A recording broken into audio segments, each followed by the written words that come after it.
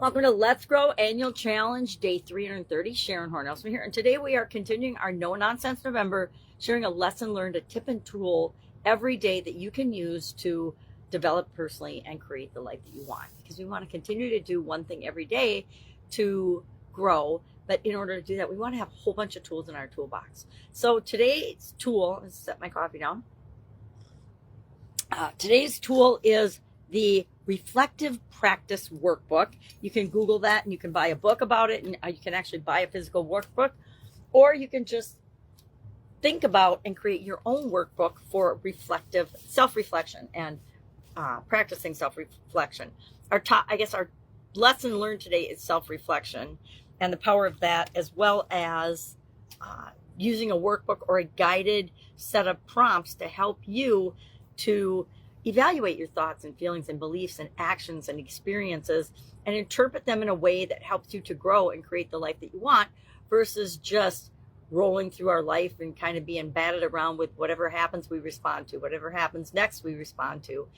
We can live our lives that way. I've had periods of my life where I was just going through the motions and doing what I thought I needed to do at the time, but they weren't very happy. As I reflect back now through self-reflection, they weren't the happiest times of my life. They weren't the best times of my life because I didn't feel like I was steering my own ship.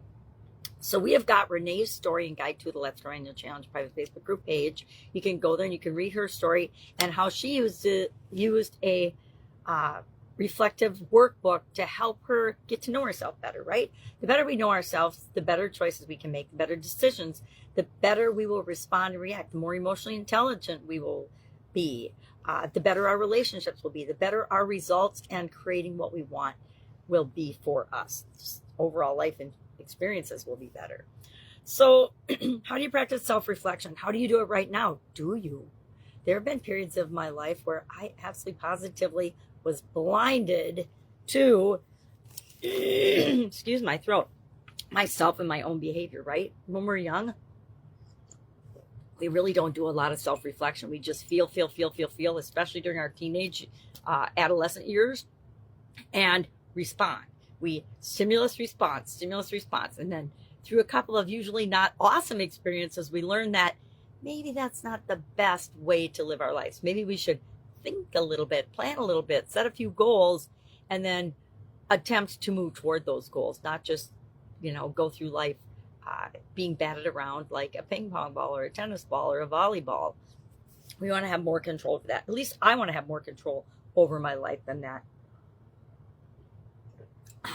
Definitely caught a cold from the granddaughters this weekend, but we will deal with that. It's Thanksgiving week here in the United States, so there's always things to be grateful for. I'm grateful I get to spend time with my granddaughters, so I'm not going to complain about a little germ that I let myself catch here and there.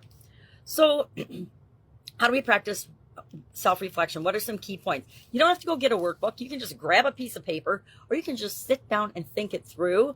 Number one, you want to have a dedicated time to self-reflect. I schedule in review, reflection, lessons learned, continuous improvement time into my actual physical schedule so that I make sure that I make time for it. I also have alarms set on my phone to remind me to review something, which is a form of self-reflection, etc. Secondly, we want to have a comfortable spot that we can do it. When we're doing a dedicated self-reflection exercise, like if I'm doing a workbook, I do it the same time of day, every day, in the same place, the same comfortable place where I'm not going to be interrupted, and I can actually spend some time thinking about a situation. How did it go? Was it what I wanted? If not, what would I do differently next time, etc. That's how we practice and we become better at anything, is by doing something, taking some action, seeing the results we got, reviewing in our mind and in our notes or whatever works for us, what the results and outcomes were. And if they weren't exactly what we wanted, guess what? We get to do something else. We get to try something else and do it again. Third, we want to use structured prompts, especially if we're just getting started on a journey of self-reflection. Structured prompts, just like we talked about the other day, really help to guide us to success faster than if we're just winging it and asking ourselves questions. Because the quality of the questions that we ask will determine the quality of the answers and the results that we get. And if we're not super great at self-reflecting and we start asking ourselves the wrong questions, guess what? our subconscious will feed us up answers, even if those answers are a lie or not true for us. It'll give us answers just to appease us asking the question, if that makes sense. We want to be honest and absolutely positively open and authentic with ourselves. We can lie to other people, but we can't lie to ourselves. And why would we want to? Why would we want to tell ourselves we're doing something or not if we're not doing what it is that we say we're going to do? And then finally, we want to record our thoughts. We want to take at least a few notes about the practice or answering the question so that we can know in an instant when we go back or look at that or see that question again. Oh, this is how I responded last time. Now this is a different situation that came up that's similar, but I didn't get the result I wanted here either. Why might that be? What could I do differently? What could I say differently, etc. And again, then in Renee's story, she shares the benefits that she got from using the reflective practice reflection journal or workbook. You can use it as a journal or a workbook. I'm a big fan of journal workbook combined. So the 3 components you want to have in a workbook if you're creating your own is 1, you want to have some questions and guided prompts. Remember I talked about that 3,000 questions about me yesterday. I think it was yesterday. It might have been the day before. You could use that. You could use questions like that as guided prompts. Secondly, you want to have progress tracking in that. So if you're working on an area of improvement or if you've set a goal for yourself, you can actually track your progress toward that in your self-reflection journal, as well as practical exercises that you can do so that you can be more self-reflective and more self-analytical. Again, we're not judging ourselves. We are just paying attention to how things are going for us, how things make us feel, and then the results that we get. Are we getting the results we want? If we're not, then we need to change something. Only we can change something, right? We can't change other people. We can only change ourselves. So that's where we always start, is with ourselves. It's like self-love.